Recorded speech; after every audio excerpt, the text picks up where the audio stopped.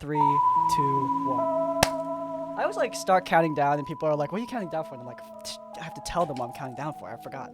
But anyway, hello everyone and welcome back to another episode of Tavern Adjacent. Baub, thank you so much for coming back on the show. I am here. I am Bauk. Yeah, I said Baub. It was an emphatic pronunciation. But anyway, it's really good to have you back, man. We were already shooting some stuff before the podcast even started, but we were talking about, this has been something that's eating away at me. I need to tell someone about this. We were talking about making videos because obviously we're both YouTubers. We create stuff. We make videos, and obviously, yeah. And you were talking about your file upload speed for like getting your videos done. Yeah, and it's been specifically when trying to send stuff, raw footage to an editor, which I have now done a few times. Had a few videos edited by somebody else, which is an interesting process in its own right. Yeah, and it's just hard to do that. I don't know if my internet's just bad or if it's just because the files are too big, because I don't usually do that kind of thing with any other files, so I don't know. But it's probably just me. So that got me thinking, because I got a little mini like production horror story when I record a lot of gameplay just because like it's good to have B-roll. Like if you need B-roll for a video, gameplay is always a good thing. And so, when I'm playing a video game and I'm like, dang, that gameplay was smooth, I'll record it and save it on the PS5. But obviously my PS5 doesn't have like endless space, so I have to move it over to my computer and then put it on YouTube, because obviously if I put it on the cloud on YouTube, just upload as an unlisted video, then like it's taking up zero storage. Awesome. So I was putting files on my computer, and because of the way my editing program does colors, it does not like the stuff that comes out of my PS5. So it needs to convert them into like a usable format. So I was like, all right, sure, convert to a usable format. Last week, I was doing Cyberpunk footage. I was putting Cyberpunk footage on my computer, and suddenly I noticed that the conversion failed, and I just waited for this to finish for like 30 minutes. I'm pissed. Ooh. I'm like, why did it fail? Yeah. I'm like, that's weird. It's never failed before. It should be like the simplest process. It's just converting the color format. Why did it fail? I go check my storage and realize that my multi-terabyte hard drive is full. I'm like, wait. Oh my gosh. Wait, hold on. What? Since when are you full? And I check the file, because sometimes I upload them to YouTube, but I don't bother to delete them off the computer because I'm like, it's a few gigabytes. What the hell? Dude, the converted files are 200 gigabytes each. Oh my gosh. Dude, is this a glitch? Is this by design?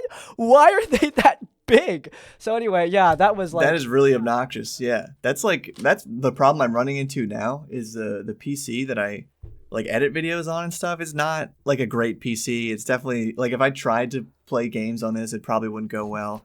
And editing video isn't the best, but it's fine for what I do.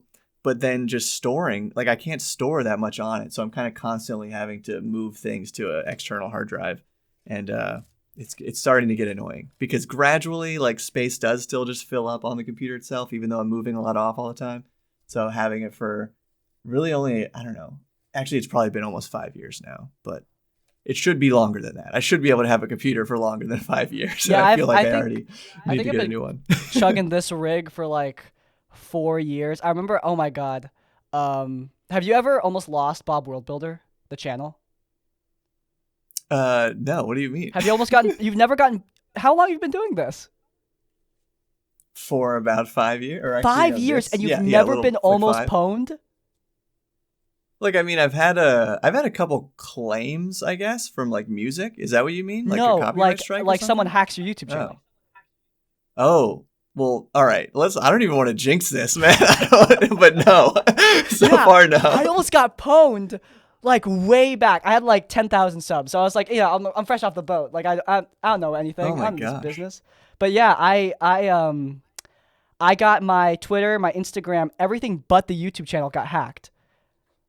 Ooh, Twitter and Instagram? Twitter and Instagram, which was wild, because like the reason I found out was because my friends are DMing me and they're like, Crispy, you're acting really out of character. And I'm like, what the hell are you talking about? You're saying nice things about Elon Musk, and we know you, dude. You're not gonna do that. Your account got hacked. Wow, man, that's horrible. That's scary. Yeah. Well, I mean, okay, just if anyone's out there thinking about it, I do use two-step verification. I have a really complex password. I genuinely do. It's a thing that I can barely remember, but it's like kind of encoded in my Do you know brain. how they know it? Do you know how So they did it though? They didn't get the password. how? What they did was, and I don't know why they never accessed the YouTube channel to this day, but I figured it out months later because I was like, okay, my Twitter got hit, my Instagram got hit, my credit card didn't get hit, so it's definitely something on the computer. I thought it was Thankfully. a bug. So I was like, okay, there's a bug on the Oh. computer. The computer's not shutting down anymore, by the way. I can't turn it off. It won't turn off. I was like, okay, what is it doing? Why is it doing this? I go and check. Google will tell you where people are accessing your accounts. They were remote accessing the entire computer from China. Oh my gosh. So Wow. it doesn't matter so how was this nice like a your phishing email situation or It something? was a fish. Like, I think it was a fish. I think I got like a fake Yeah. sponsor back, when you're at 10,000 subs, you don't know Wow. anything about sponsors or any of that crap, No, I still I still click on emails sometimes, and I'm like, oh wait, I hope that isn't going to lead to anything problematic. Yeah, I was messaging. I almost said his real name. I was messaging Crit Crab when I first got Raid Shadow Legends because I'm like, is this legit? Because like, dude, I just got pwned. He's like, no, don't worry, that's legit. That's legit. That's them. And I was like, oh, thank God. Wow. But yeah, it doesn't matter how Scary nice your stuff. password is because if they can remote access the computer, you save all your passwords on your computer, right? So they just plop that down. I don't actually. I guess I am logged in on YouTube all the time, actually. So yeah, Exactly. that would be a It's problem. terrifying, dude. You Yeah. never know. But yeah, that was one of those times where I was like, anyway, the reason I brought that up is because like when you were saying your computer has lasted 4 years, the reason I ditched my old rig is because of that virus. Because I was like, I'm not gonna bother to debug this. I'm just gonna Yeah. pwn it off. I've honestly never had luck like fixing not that I do it myself or anything, but even taking a computer somewhere to like get something fixed. I feel like it always comes back in worse shape. Like, There's some it's college like doing kids- a major update or something. It's like, no, it wasn't worth it. There's some college boys nearby. They're like 10 minutes away. I'll always take my stuff to them whenever I need something fixed. But my laptop has had a loose graphics card for like 2 years now. I've never bothered to fix it. By the way, that if you don't I know what also that know means, nothing about the parts of a computer. So. yeah, if you don't know what that means, by the way, I barely know what it means. But what it basically means is, you know how in movies when someone gets hacked, there's like a color, like there's a giant glitch and like everything starts bugging Yes. out. Yeah, that's what it means. My computer looks like that Okay. sometimes when I open it up. And I'm like, oh, and then I just smack the graphics card, just give it a nice slapping, and then it fixes. I don't know if that's actually doing Nice. good things to the Nice. computer, but yeah. Anyway, you were talking about video games earlier, how you couldn't play games in your rig. Have you played Baldur's Gate 3?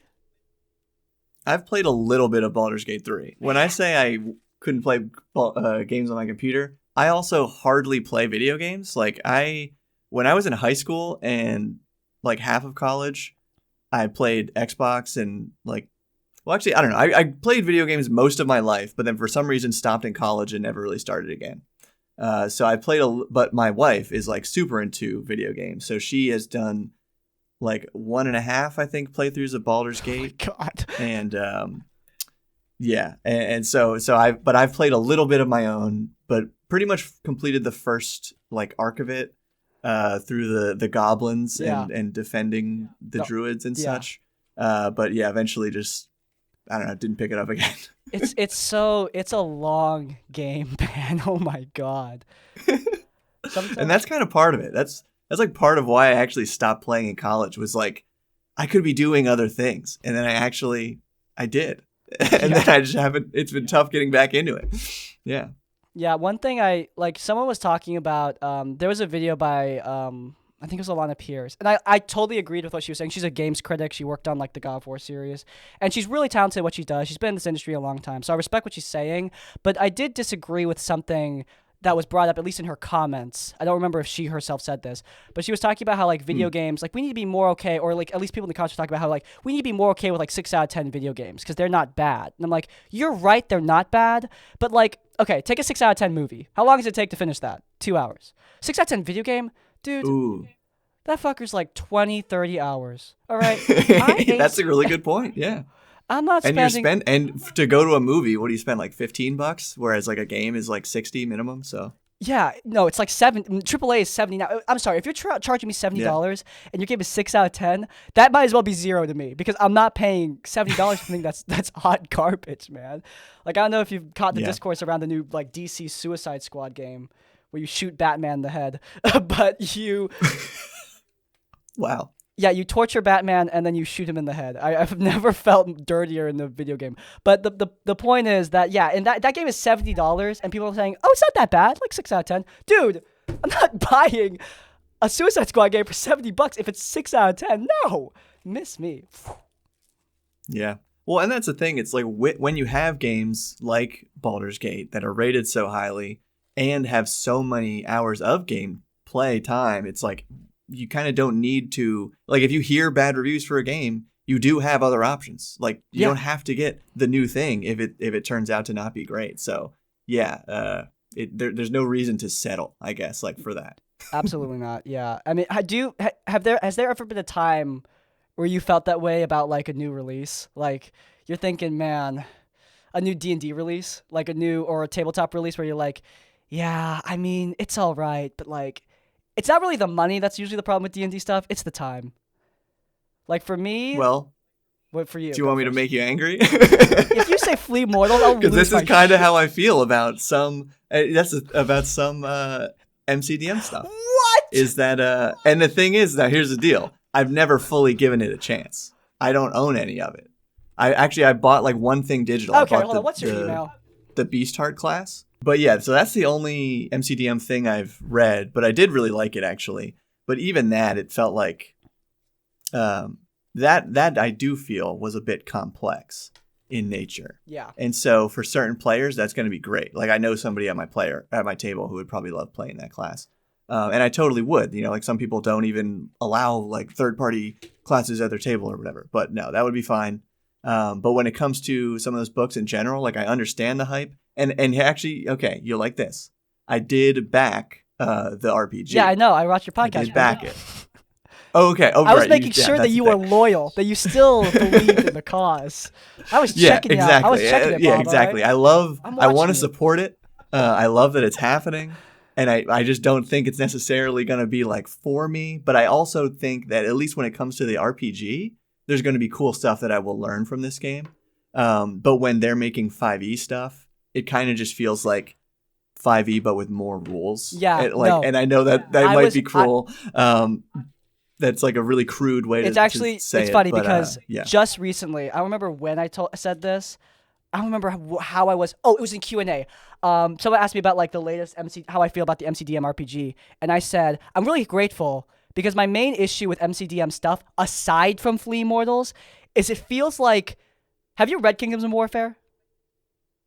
No. That thing is a not D&D 5e. It's a new game. Like, they can pretend it's a 5e supplement all they want. They can add in, like, the athletics checks and the acrobatics and, like, arcana. But, dude, you're not fooling anybody. With all these new systems, like, you've got your power dice, you've got the war tables, you've got, like, all these new things going on. This is a new game. You're not fooling me. Right. Yeah, it's just a different scale of RPG. But yeah, a different game. Like, you can use your D&D characters in this new game, but it's a new game. Like, you know, I'm reading all these new rules and I'm thinking like, I don't know when my players are really going to use this unless we focus in on playing Kingdoms and Warfare rather than Dungeons and Dragons. And that is my primary problem is, aside from Flea Mortals, a book that it's a monster manual, so it's explicitly worked into D&D because it's a monster manual. Yeah.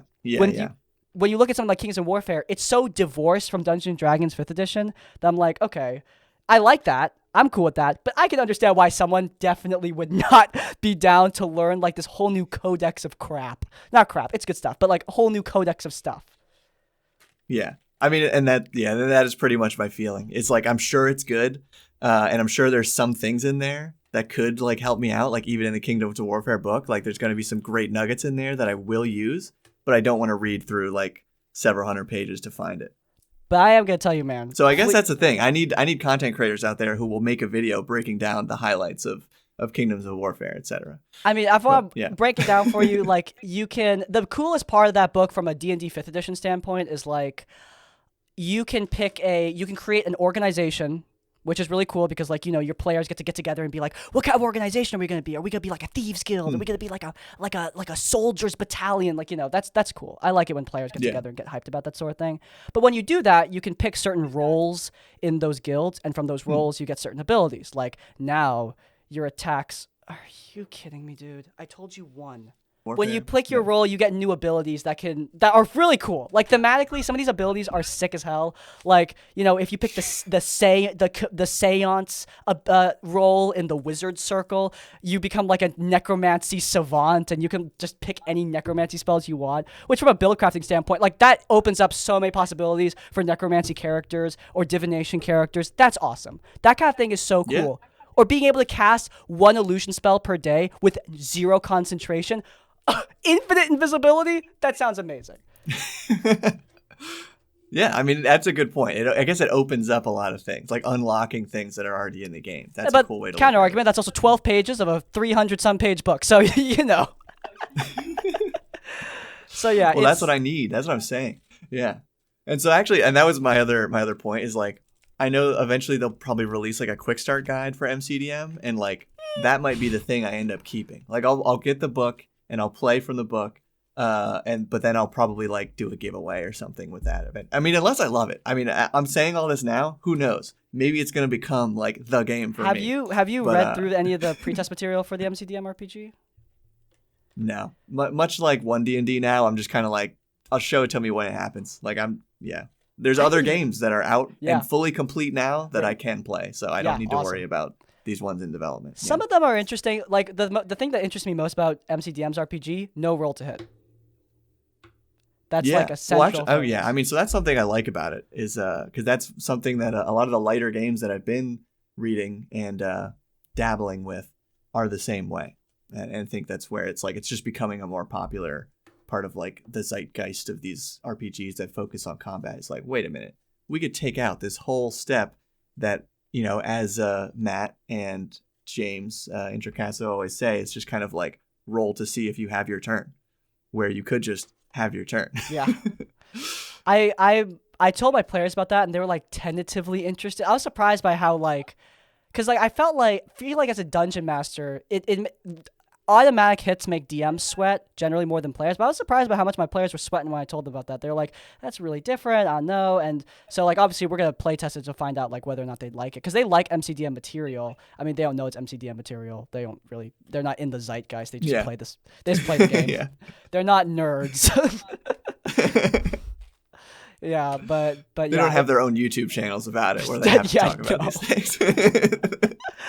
Sometimes, by the way, Dad, do you have a weird dynamic? It's not weird, but do you have a dynamic with your home game group around the fact that you're a D&D YouTuber?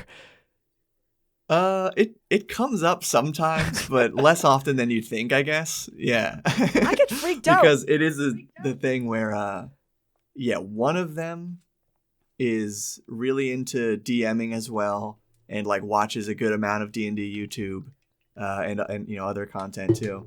But the other players, I think besides, and then another one of our players is really into D&D and Critical Role, but I don't know if they watch a lot of guide kind of talking head stuff like I make.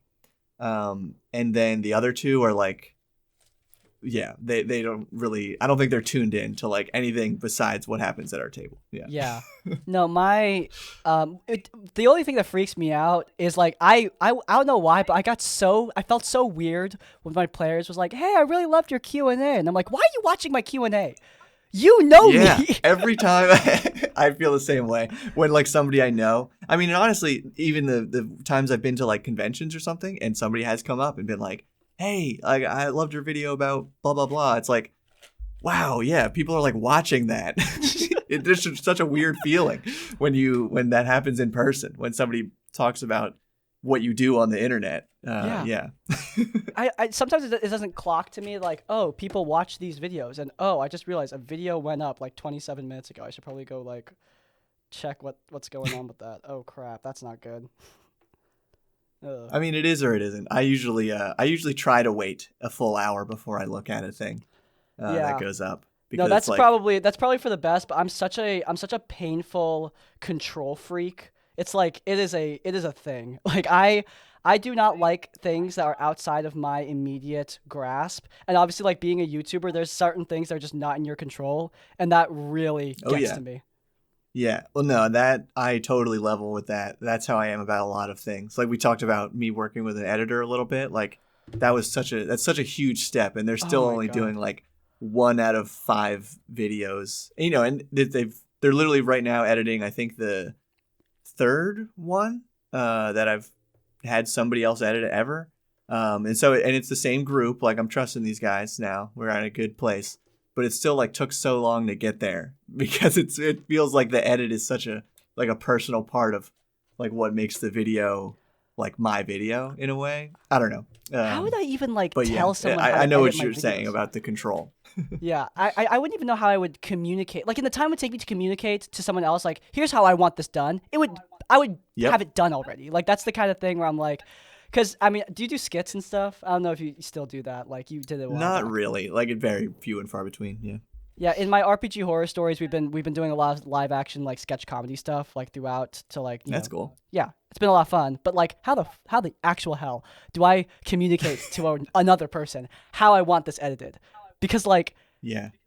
it's it looks psychotic the way I film my own stuff because like it's just me talking to thin air, and then another version of Uh-huh. me talking to thin air, and then like there's certain like things and visual gags that I want added in special effects that like I don't know how I would tell someone about that in the time it would take me to do that. Yeah, like I said, I could just do it myself. But like it's really cool that you got an editor, man. That is a big step, like you said.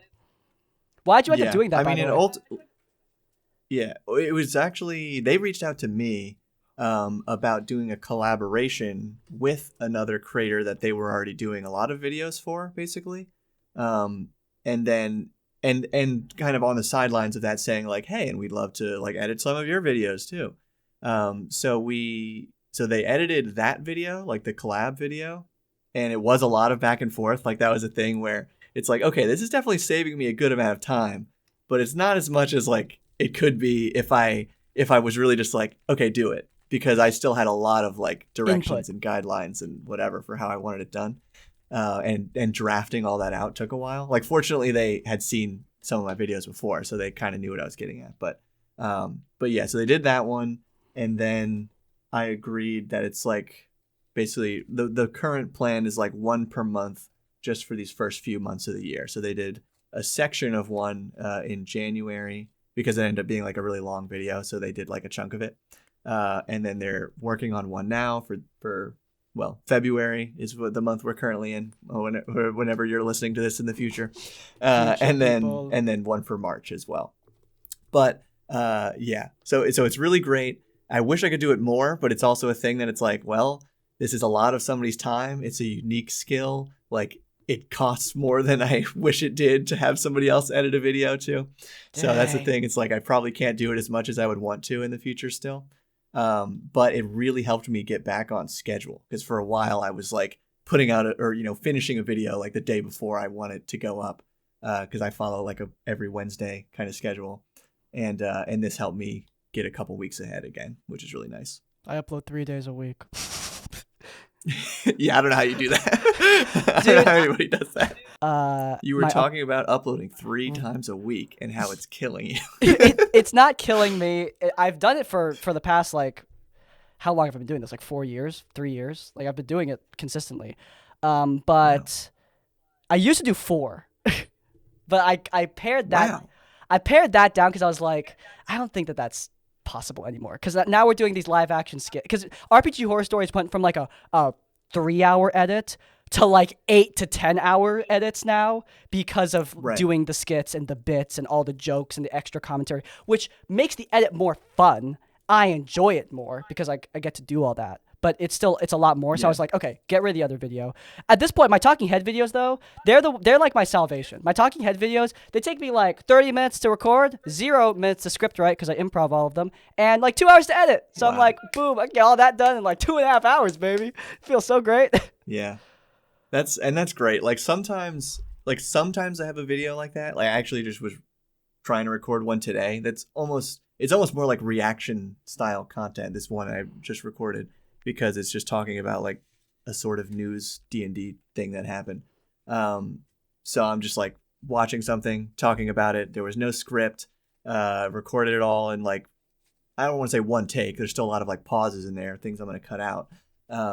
But editing it, I'm pretty much done. I did that this morning, and it took like maybe an hour to edit. Yeah, exactly. But it's whereas the like best. a quote unquote, well, but what I'm getting at is like I do those like, I don't know, every once in a while, and I'm probably going to upload that outside of my normal schedule. But my normal videos, it's like a couple hours like research usually, or like doing that while scripting, and like that can take a whole day. And then filming is usually pretty short when I have a script, so that's pretty nice. But then editing it, yeah, it takes like 10 plus hours. So it's like, it ends up being close to like 20 to do a video. And for a while I was spending like more than that on a video, but I've really like forced myself to try to like at least script and film in one day. And then try to like get as much of the edit done as possible in a second day. So it's not taking, so it's taking usually like half my week now instead of my entire week. And that, forcing myself to shrink down those things as much as possible also helped me get back on schedule. Yeah, my main thing is like take Monday, Friday off, Saturday, record tape horror stories, get B-roll for horror stories, record skits, Sunday, edit, and then Monday, take off, Tuesday, do a whole talking head, Wednesday, record skits, B-roll, Friday, Thursday, edit, Friday, take the day off, rinse and repeat. That's the schedule. Yeah. That's how you do 3 times a week, baby. There you go. If you were looking for the secret sauce, I just gave it to you. There it is. Yeah, but yeah, that's that. I mean, we've talked a lot about YouTube stuff. Do you want to? I was gonna do like my whole like make NPCs with D&D YouTubers thing, but we're talking about homebrew, and I was just like, oh, screw it. I just looked up a thread of the worst D&D homebrew on Reddit. You want to read through it? Sure. Yeah. Shoot.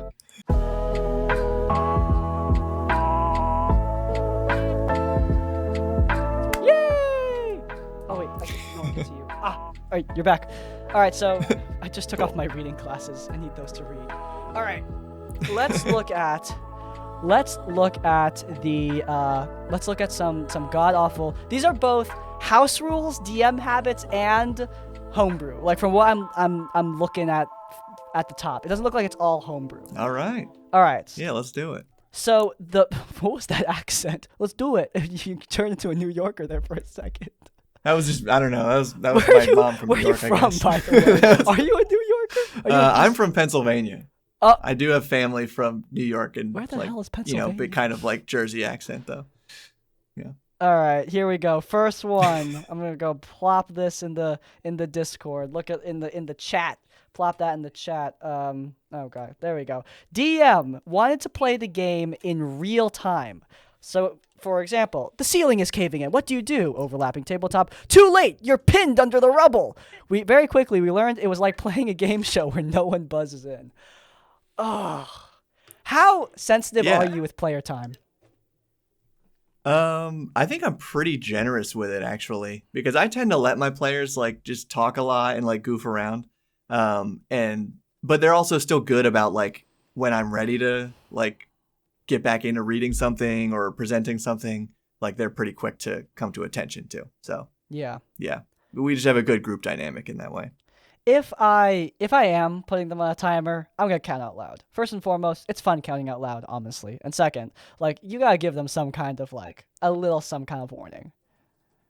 Yeah, and well, that's the thing. I guess if you're going to tell the players real time, you do have to better define what that means. Yeah, what time are you talking about? This way to handle it makes no sense. Like I think they should have either done like, okay, you have one round, like do like what is your one action and then go around, or it could have been like you said, like they're literally out loud counting 10, 9, and like you want the players to be saying what they're doing while you're like before you finish counting. Those would be 2 decent ways to handle that, but just like whatever this was clearly didn't work out. Yeah, no, even when I'm counting down though, like I can't even, I mean, I count down all the time, but usually it's just for the gaffes. Like, I'm trying to think of like a time where it was urgent. It was truly urgent, and I wasn't just like messing around with my friends. And I can't really think of a time because, like, okay, if I was running a situation like this, like the roof is collapsing in, like, yeah, I would do exactly what you did. Like, you have a round, you have your turn, you have your movement, your action, your bonus action, and you need to get X amount of feet to the door, or you need to stop the rubble from falling on you, or you need to like protect yourself somehow.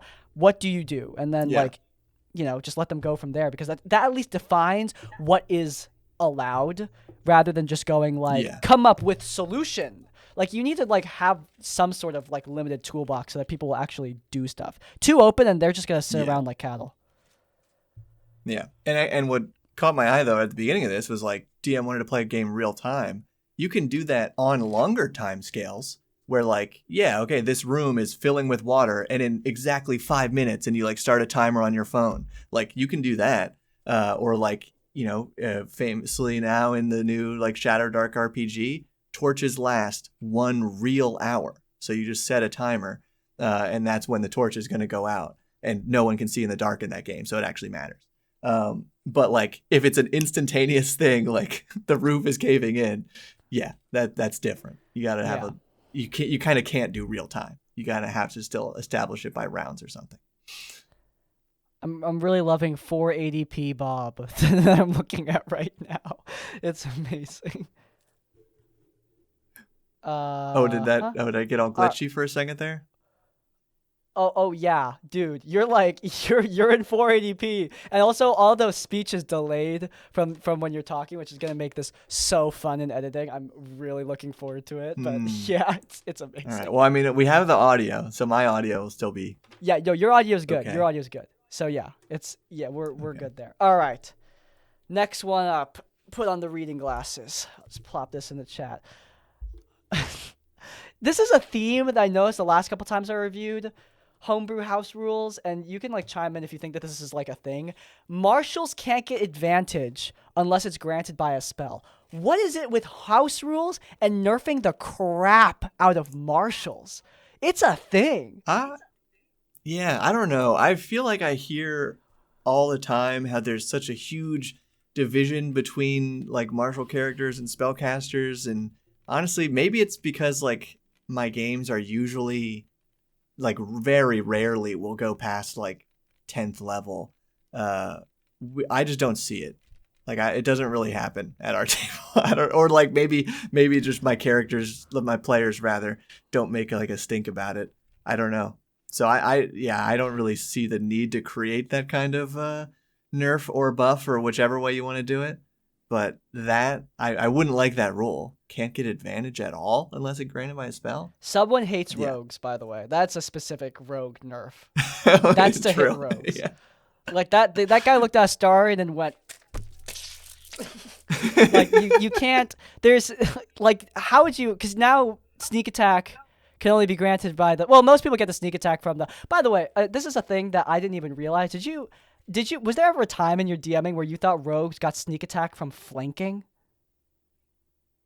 Not from standing adjacent I mean, to an I guess ally? if they would get advantage from the flanking, and well, hang on, and wouldn't they always get it? Because then it's an ally within 5 feet of. Yeah, because I didn't know about the ally within 5 feet thing. Like, I had a rogue in my party. We didn't use the ally within 5 feet rule the whole campaign. It wasn't until I played an actual play with Quick Crab as a rogue that I realized, like, oh, you also get sneak attack within 5 feet. I didn't even know that. I thought you had to flank. I thought that made sense. I was like, oh, that makes sense. Oh, well, yeah. I mean, and flanking is definitely an optional rule, so it's like it couldn't have been baked in. But I don't know. Regardless, yeah. I don't know how much it I guess affected our there's a little game, but confusion. it was a lot of fun because, like, the rogue and the monk, they're siblings in real life, and they were like working together. Like, okay, you move here and you move here, and then I can get the flank, and then when that guy's really dead, cool. we can then rotate the sandwich over the next guy because he's standing adjacent. And I was like, that kind of like planning thing, and I can see there's nothing better. I don't know. Do you play on the VTT? No, I've been playing in person. Yeah. Oh, well, even in person, I play on the VTT because I love it when I see my Oh, okay. players. When it's not my players' turns and they're using the rulers in the VTT to measure out their planned actions, I love that. Like, I love seeing my players real time, like planning out, like, what are we doing? How are we doing this? Like our bars. You're right. That is cool to see. Yeah, that's like very immediate way to tell that they're focused when it's not their turn is when they're doing something on the table like that. That's really cool, actually. But yeah, we haven't and this is another reason not to keep dredging up MCDM stuff. But yeah, we don't even use a grid. We just use like a whiteboard and just draw it out. I know a lot of people do it like that. Yeah, but yeah. You and me. I'm kind of bummed out that you won't end up playing with me because like I actually am really curious how our play styles would mesh because I'm a very tactics oriented. Well, that's the thing, and I feel like I'm still very flexible, but definitely as a GM, I think as a player I do like the grid a little more, but as a GM, I don't want to have to think about like where all my enemies are and then where all the characters are at the same time. Like even when it's laid out in front of you, I just feel like I'd rather it be like, okay, yeah, you're all within a movement speed from each other, or like you guys are, and then these guys are like a dash away. That's just kind of how we do it. Yeah, because for me, though, that's my favorite part. I love setting up the room and, like, building out the synergies between the monsters. Like, I was just playing this encounter where the whole thing is they summon 1d4 one-hit point minions. But then, as the minions are coming in, they're slowing down the player characters, and then the big guys are sacrificing the minions for increased effects, meaning the players need to both focus on the big guys, but also have some kind of crowd control with the minions. Dividing their focus and forcing them to plan out a little bit. And like I was thinking like, oh, it could be in a narrow hallway to restrict movement, and that's like my favorite part of the game. Yeah. Oh yeah. I mean, you could still have choke points and all that in Theater of Mind. It's just I guess or even on a sketch or whatever. Yeah. So that's the thing. I think there's more. I guess that's a good point here. I think there's more overlap between those two styles than people realize. Yeah. Like in the way they're actually executed in the turn, like in how the turn actually progresses. It's just like just a very different way to think about how to get to the same point in game. Yeah. Even if you can't play with me on this one, I do want to play with you at some point. Like now I want to play with you even more that we've had the conversation. Yeah. Hey, you know what we should definitely set right now? When there's some kind of well, actually, I guess you've already been playtesting MCDM RPG. I was gonna say if you're planning on running anything. Oh, there you go. That, I would totally there you that. go. Yeah. Or I could just or like even sooner than that. Like I will say this, I do want to show you Flea Mortals. I'm just working on emailing though. Oh, actually, we shouldn't say that. Pirating is bad. But yeah, you ready to move on to the next one? Sure, let's do it. All right, this is. I probably shouldn't include it because it just says not a homebrew rule at the top. Not a homebrew rule. But bad DMing. The DM literally had us roll survival for nearly everything while in dungeons. Just threw our perception, investigation, nature medicine, and any other knowledge check out completely. Always just survival. Oof. How very... Because, okay. That sounds like its own RPG. That sounds like its own very gritty, like one-page RPG that's just called Survive. And you go into a dungeon and you have one skill called Survival. And everything you do, you roll your survival skill. And if you fail, you get some kind of little bonus. Or, sorry, if you succeed, you get some kind of little bonus. If you fail, you die. Little deficit. or you die instantly. I was thinking a deficit. You're more ferocious than me. Because if you fail to survive, you just die that's it. Instantly. No, but one thing I will say is, like, how are you good with making sure that a varied amount of skill checks are used? Because I'm god awful at it. Like, I'm not this bad, but like, there's definitely times where I'm like, man, they've rolled Arcana like 5 times, and it doesn't help that the only person with positive intelligence is our Artificer, so he's always rolling Arcana. Yeah, that's interesting. For the last campaign I just did, I ran, I guess the last like 2, because it was kind of 2 campaigns ended up bleeding into one another, but they were both based heavily on modules, or like pretty much just running a module, and both of those modules handled it pretty well. I think. I feel like with homebrew, I probably don't spend enough time considering like how do I draw in some of the more unique skills that my players have, but yeah, it's been a while since like I don't have a good example of whether or not I've done it well. Dude, yeah, I've never. I'm like sitting here realizing, like, dude, I've never run a module in my life, other than like heavily homebrewed Curse of Strahd for some reason. Like when I first started out, which went to crap, by the way. That's cool. Was awful. No, it was awful. It was awful. Terrible experience. Never. I'm never doing that again. I do want to go back to Strahd though, because I like the module in theory, but like I messed it up, and also I had a douchebag at the table, so I don't think that helped either. But yeah. There's a lot of things that can go wrong. So I'm sure if you did it again, it'd go smoother. Yeah. Yeah. I was thinking though, like, man, I can't. I was like, because I didn't even think of like, oh, right. Sometimes the book tells you what skill check to use. I've never even like realized that that's a thing. That's crazy. Oh man. Next one. You ready? Put on the reading glasses. Yeah. I don't even. Oh man. No. I think I already talked about that one enough. No. Ooh, this is interesting. I don't know. Have you ever done this? Because I do ask people this sometimes, especially DMs. This is a specific one. Concentration rules for Banish, even though I wasn't getting hurt. The DC was 22. But have you ever had beef, which is, by the way, that's bad, but have you ever had beef with a specific spell or a specific race or class or ability? Like, because I was talking to Fall about it, and she said no. And I was like, oh, dude, I've got so much beef. Beef everywhere. I off the top of my head, it's really just, and this is so cliche, right? But silvery barbs.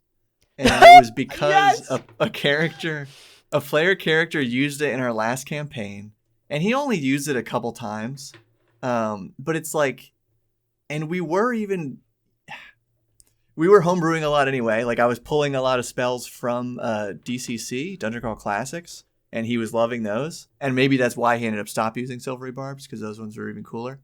But yeah, the few times he used it, it just felt like so cheap. And it's like it just feels like not an imaginative spell. It just feels like, haha, gotcha. Like that's what it feels like every time. It's kind of like counterspell in that way. Where it's just like, yeah, I'm just gonna ruin what you're doing and do my cool thing instead. I actually removed silvery barbs has never been a problem because I don't think anyone's ever taken it in my game for some reason, even though I don't have beef with it. I don't know. The only reason I don't have beef with it is because no one's taken it. But I did remove counterspell, and the reason is because I was so tired of telling my players, sorry, that's not a spell. Like I was saying that. I was saying that like almost. I think they have fought one creature that cast something that says spell next to it. And I know like people are saying like, oh, well, why don't you make it so that there's more spells in the game? I don't know. I don't want to. Like I was like, I don't know, man. Like I don't want to do that. Like I just felt like counterspell was like not a good, it wasn't a useful part of the sandbox anymore because it just didn't really have a place. Because I'm using Flea, like, okay, if we're going by written stuff, Flea Mortals has, like, I don't know, a baker's dozen, not even a baker's dozen, like 6 creatures that cast spells. The rest just use abilities like a dragon's fire breath. So it's just not a very useful ability. And I felt like I was constantly, like, letting my players down by saying, that's not a spell, that's not a spell, that's not a spell. And I was just like, okay, at this point, hey. Oh, okay. Hey, sorcerer. I misinterpreted. I thought you were saying, like, that's not a spell because you were counterspelling them. Like, that's not a spell. Gotcha. It's No, I wasn't counterspelling but them. I see what you're saying. Like, the effect that you were using wasn't actually a spell, and they were trying to counterspell it. Yeah. Sorry, okay. that's what I meant. I've only counterspelled a player once, and I felt so horrible afterwards. I never did it again. But right. I do have some of my homebrew stuff has this ability called Corrupt Healing, which is counterspell, but way more evil. So I don't know why I don't feel bad when I do that. Well, because that sounds like you're still adding something. You know what I mean? Right? No, I'm adding death. Like... It's an MCDM ability from a demon. They expend like a charge. They can only do it like twice a day, but they expend a charge to basically make it so that the healer will take damage instead of healing. The healing is canceled, and they take damage equal to the healing. The healing spell basically explodes in their hand. But I still think that is cooler because it still has some end result. Yeah. Instead of just saying that thing you tried to do doesn't happen. That's a good point. Instead of just empty space, it's still like something cool is happening. It sucks, but it's like, oh, dang it. You know, instead of, oh, what? Like, that's it? Do you have any, by the way, do you have any idea how mad? Like, if ability starts with the word corrupt, they will lose their minds. Like, Crispy, if you say corrupt here, right now, Crispy, I swear. They have beef with that spell. But it's like you said, I mean, they are at least engaged with it. Like it's something that engages them, that interests them. But yeah, I mean, do you have any other beef with any like player races or? Not off the top of my head, no. And that's the thing, like you said, you've never even had silvery barbs. I don't think I've ever actually had anybody use counterspell. I don't think it's ever actually come up in my games. I'm just saying that because like I've also never used it. I for the first time ever left it on the table for myself with some NPCs like very, very powerful monsters basically in this module I was just running, kind of at the end game where they could have used it, but I still ended up not using it. But yeah, it's because it just feels like it has a bad reputation. And it's not that fun, and that's kind of how I feel about Silvery Barbs. Is it just kind of like takes away somebody's fun instead of like doing something cool. Yeah. I will say, other than But no other spells, I do have beef with Aarakocra. I sent Oh you might yeah. be I sent you might be he was asking me like, oh, what kind of characters you want to make? Because we got Fall with her warrior nun. We've got Crow's Perch with his blood hunter, and I was like, he asked me like, okay, I'm not gonna use those things, though I don't really know what class a warrior nun would be. Like, doesn't necessarily need to be a cleric. No, but that's the thing. Cleric, I just watched a show called Warrior Nun, and none of them ladies are clerics. They're all monks, every single one of them. And I was thinking like, so I was like, does it need to be a cleric? One of the warrior nuns in that show uses a freaking AK-47. Which class is that? Wow, gunslinger. There you go. He was asking me like, what do you have any restrictions? I'm like, okay. All players' handbook races are automatically approved. You're good. Other than that, just ask me, but no birds. No birds, period. Birds. I hate birds, period.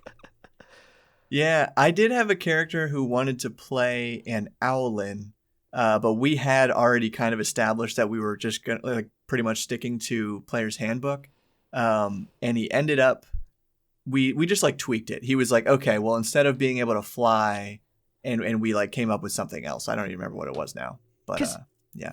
For you, do you ever? I just cannot be bothered to keep track of flying, man. I despise like making like measure like, oh, like this distance from the ground, and oh, he flies up this much. Yeah, you're well. Okay, I can see that. Yes, especially if you're really into like the VTT play and really thinking on like exactly the 2-dimensional plane. That then once flight gets into play and there's things like above other things and like the distances are different. Yeah, that would really throw it off. When my nuclear physicist friend was bringing up the Pythagorean theorem in my D&D game, I was like, that's what you have to do. This shit needs to stop right now. Well, look, dude.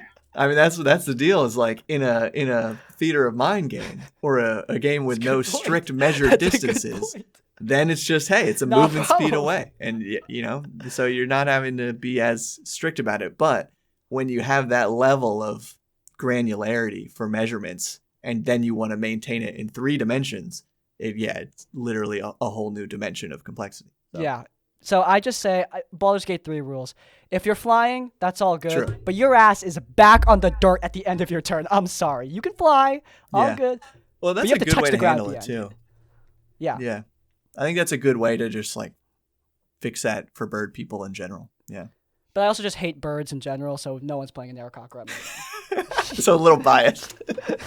No, I just despise. Like, if you're an ASMR with wings, that's all good. But if you're an Aarakocra, get out of here. You don't exist in this world. Well, if we're just talking like that, okay, 2 races that bother me are the. Let's talk about the races Griff, we're racist against in D&D. All right, let's go. Let's do it. Yeah, I think it's the whatever the hippopotamus guy is from. Is that Planescape or is it? No, it's Spelljammer. It's Planescape. Oh, is it Spelljammer? Yeah, I mean, I guess it could be. It's probably Planescape too, then, because Planescape is kind of everything.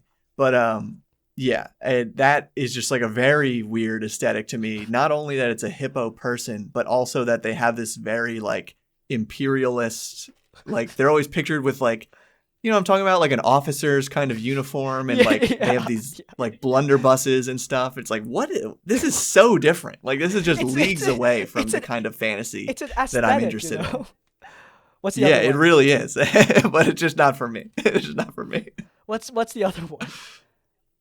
And the other one's kind of Loxodon. It just feels very out of place. You have to have beef with Loxodon. There's no way you're letting Loxodon get away. It just with feels too weird. People. So I don't know if because like I'm kind of okay with things still like tabaxi or whatever.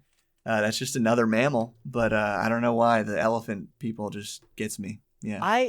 for me, I don't know why. Even this is not a Baldur's Gate 3 thing. This isn't like because of Lazella or anything. I don't know why, but from a very early stage of my homebrew, I made the extinction of the Githyanki a very important part of the world building, and I don't know like what my beef with them was. Like why did I kill all the They Githyanki? also.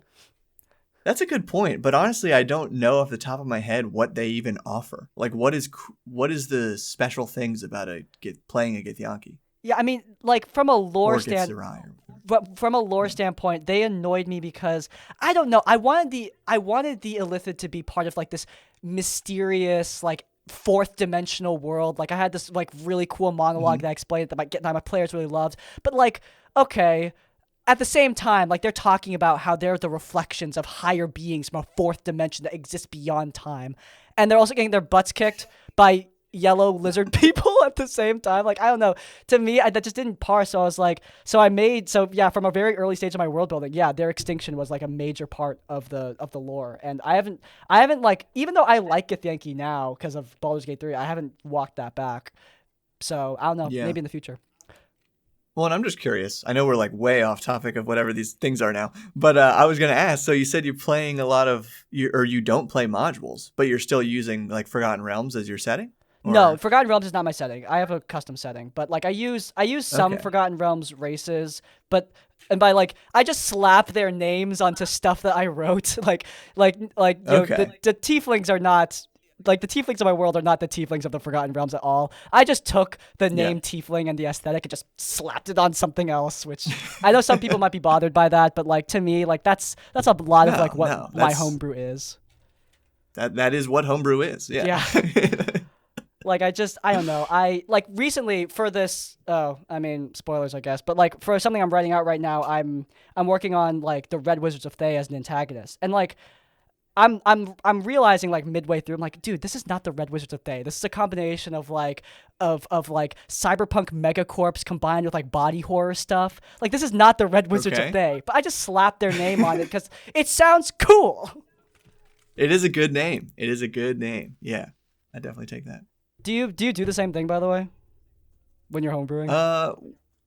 Yes, definitely a lot of just like mix mashing and stealing ideas from stuff, but I feel like they end up being, I guess I don't take existing names usually, because for me, for whatever reason, names are like important to my homebrew, and I'll like spend an hour or two on Google Translate just trying to find like a language that is going to work for like how I want like Yeah. some idea to be expressed. And yeah.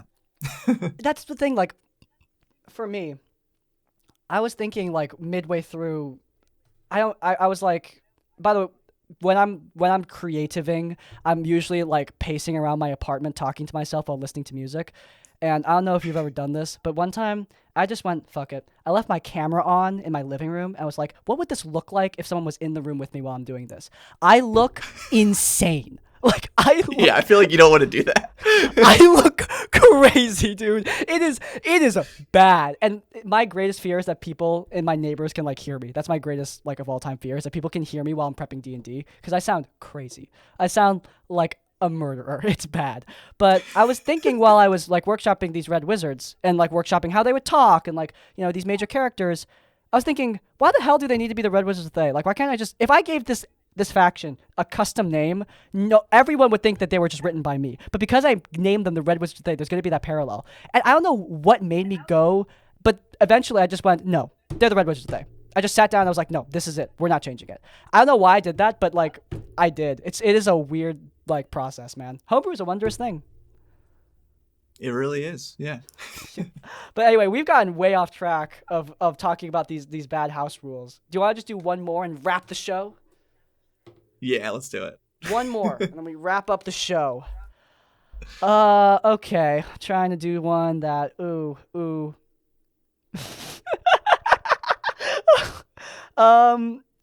This isn't something we can learn from, but it's just something wondrous.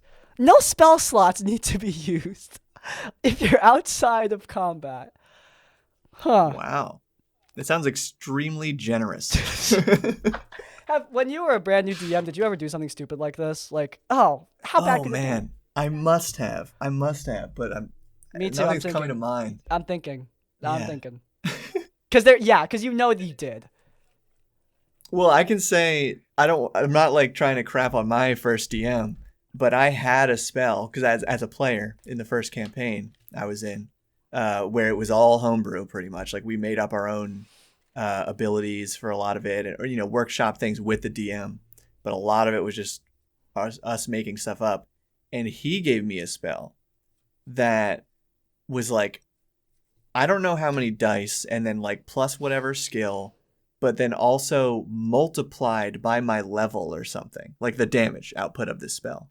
So it ended up just being like hundreds of hit points of damage.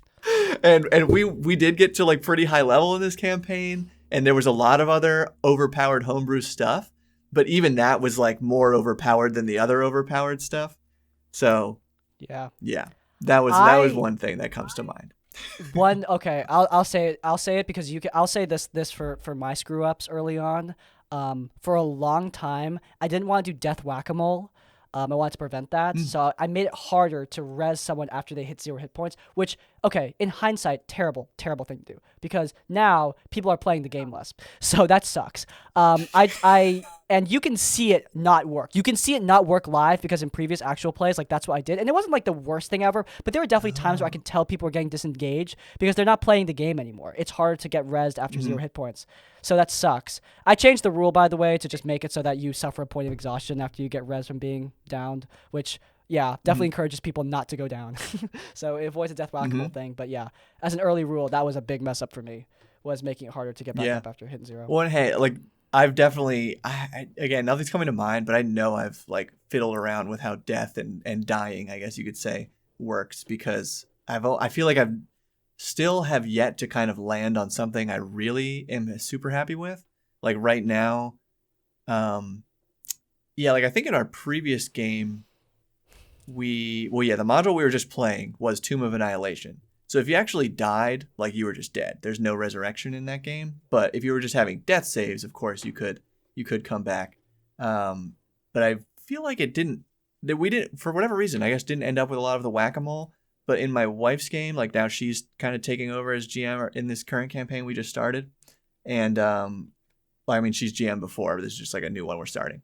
And she's doing that if you take a death failure in a combat, those failed saves don't wash away until a long rest. So if you go down and like take some fails and then get up, but then go back down, the fails are still there. Yeah. So it's actually just more brutal. That can be You're still sitting out. Insanely brutal, because I regularly have enemies double tap the players, like, not to the point where they're dead, but to the point where they lose 2 death saves. So like, to turn up the intensity. But like, if I really oh shit. Camera, come back. My camera turned off. I don't know how long it was off, but it turned off for a second. Hi, I'm back. But yeah, that would be brutal. Oh my god. Did that work? So, and she even said like she'll also like double tap people. So literally we had one session so far this campaign. We're level 1. And in the first combat, my character went down. And I think took 1 fail from damage. Maybe it was 2 even from damage right away. But because I got hit by a troll, and the troll has 3 attacks, I believe. So yeah, that was almost a death, like first combat, my character. But he got back up, and then we managed to. The troll was like basically on a precipice, and I managed to shove him down a well. So it worked really well. But then the 2 other characters also went down, and one of them almost died because he got attacked by like 4 characters, so 4 enemies at once.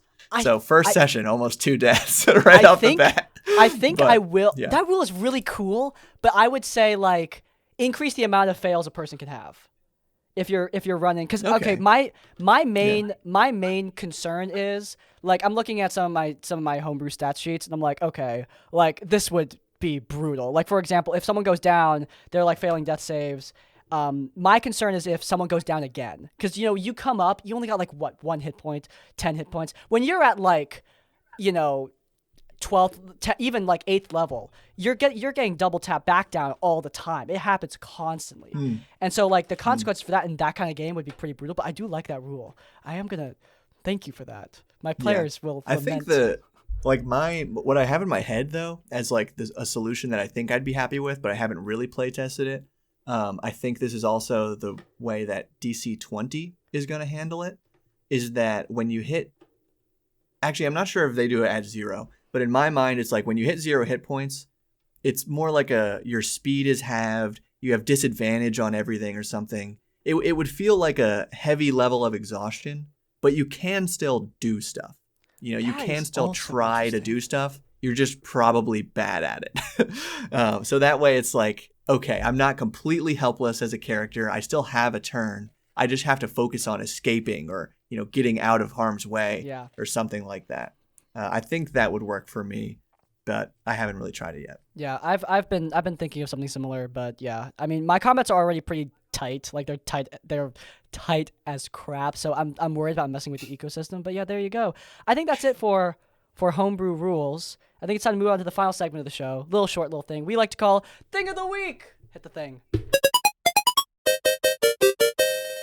Oh, yeah, sure. So, I mean, is it okay if it's unrelated to RPGs?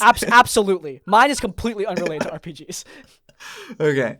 So, I've been, a couple of weeks ago, a creator friend who also works for a skateboard company. Oh my God, it's a skateboard. Yeah. I forgot to, yeah. I had a joke all lined up. Local D&D YouTuber on a skateboard hits a small pebble, splits head open, dies. Because I saw your saw your story. So I mean, so that wasn't the happy part, but I've been getting a lot better at that pretty quickly.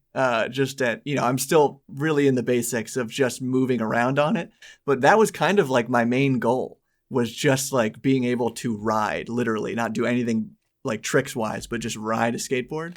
And you know, I've only tried, you know, going out on it a couple times now, like maybe 5 or 6 times, and I feel like I'm pretty much there. And yeah, so I recently tweeted about falling hard after hitting a tiny pebble on an otherwise very smooth surface.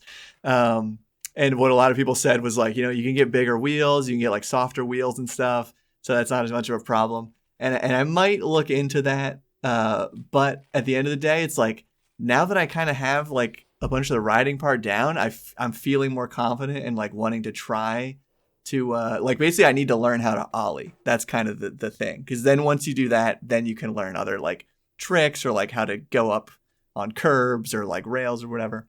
So I don't know. So basically I've just been having a lot of fun with that. It's been getting me outside, which is also like the first time, like since I've been doing this full time, I'm barely outside anymore. Forever. So yeah. So I've been feeling good about that. That's awesome. Yeah. I will, a memory that's burned into my head for my, like, I take a ride through the city like every few days, and one day it was wet, it was raining, I hit a curb and I fly onto the pavement face first. My glasses are off, I'm wearing a really cute outfit, like my jacket's all pinned up, it's great, and it's ruined, and I'm distraught, and I will never forget how all these people, there's like 20 people around me, walked over me. Thank you. Oh my God. Downtown. Thank you. Just, I'm so grateful for all these good Samaritans. It's a cold and cruel world out there, it's man. Cold and, you know what's even better? The thing that makes it even funnier is I know I would have done the exact same thing. I love you, downtown. I love you. But anyway, my thing of the week. My thing of the week is The Longest Johns just released a new sea shanty album called Voyage. And I was like, you know, they've been releasing songs throughout the past year. And so, you know, I expected this just words are hard. I expected this to be a lot of the music they'd already released just contained in an album, which is cool, but like whatever. Nah. There's only like one song in there that I've heard before. The rest are all new songs. I'm like, oh, it's all so original. Amazing. So nice. It's like 13 new sea shanties for me to memorize. I'm like out of room in my playlist. Like I try to keep all my playlists under 100 songs, and this one is 13 extra songs. So I've got to start taking sea shanties out. And it's like a heartbreak. I'm like losing. Got to refine the sea shanty list. Yeah. Yeah. Top shanties only.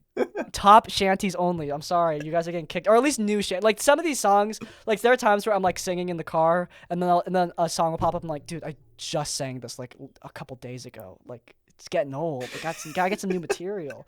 So yeah, but anyway, listen to the new Longest John's album. It's super, super good. I've only gotten like halfway through it, and it's already amazing. But yeah, there you go. There's our things of the week.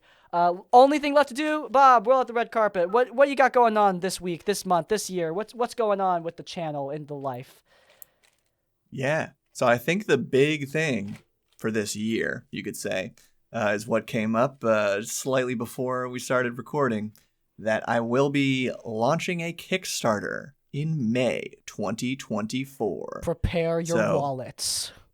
Yeah, very little information revealed about it to date. But actually, I think this is the first time that I've said the date. So you know that first. That's pretty cool. Yeah, all you guys, go prepare your wallets for thine project. But in any case, is that what you got going on? Yeah, and I'm actually really getting in gear with like writing it now. So cool 5e stuff coming your way, May 2024. Heck yeah.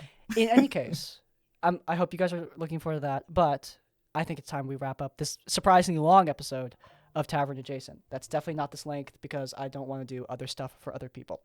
If you guys enjoyed, then please do leave a like. If you want to see more of our content, then you can check out our RPG Horror Story series where we cover the best and the worst of Dungeons & Dragons. It's linked in the cards. And while you're there, subscribe to Crispy's Tavern to get more of our content as it comes out. And finally, if you want to leave your own stories or thoughts, go down in the comments down below. If you can't think of a comment, leave the comment world building to let me know you made. Oh, actually, no, leave the comment beef. Just beef in all capital letters because we spent a not insignificant amount of time on it, and I think that's way funnier. But yeah, leave the comment beef if you made it to the end of the video. But hey, in essence, like, comment, subscribe. We'll both see you all next time. Farewell.